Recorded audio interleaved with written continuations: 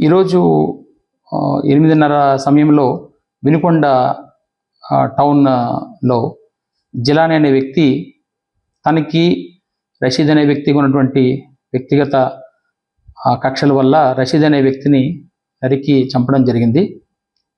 ఇటువంటి చర్యలు ఏమైనా కూడా ఎక్కడైనా ఏదైనా రిపీట్ అయితే చట్టపరంగా చాలా కఠినమైనటువంటి చర్యలు తీసుకోవడం జరుగుతుంది.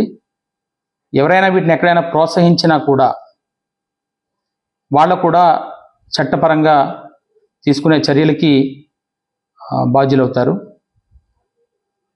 రేపు పట్టణంలో కూడా ప్రజలందరికీ కూడా ఈ విషయాన్ని తెలియజేస్తున్నాము.